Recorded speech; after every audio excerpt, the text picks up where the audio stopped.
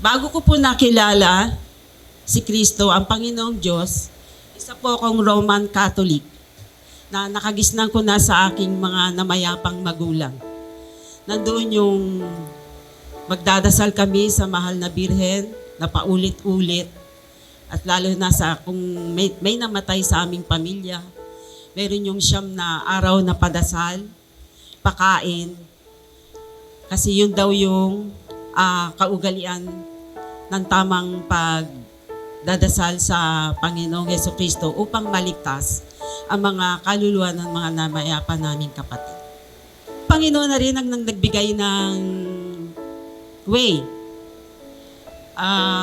Nag-usap kami, una pa ako yata about pananampalataya o paano mo paano yung tamang pagsamba sa Panginoon. And then sabi ko sa kanya, Neng, sabi kong ganyan, nalalapit na nga yung aking pagbabautismo. Sabi ko at saka kasi yung paano pala natin sambahin o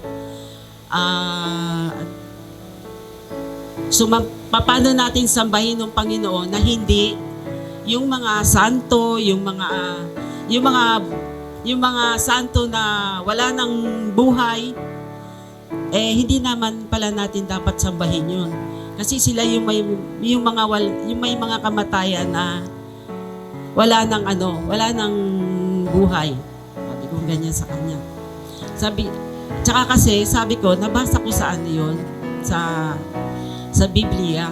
Sabi niya sa akin, sinearch ko talaga yun, sabi ko sa kanya. Sabi niya sa akin, bakit pa daw ako nag-search?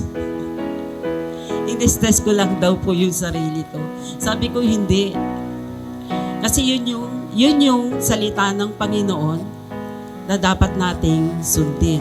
Kaya't bilang tugon sa biyayang pinagkaloob sa akin ng Panginoong Diyos, ang aking magiging kapatiran sa pananampalataya, ang family worship ng pamilya namin ay patuloy pang lumalim at tumago ang aking mga kaalaman sa salita ng Diyos upang hindi maging mangmang sa mga salita ng mabuting balita.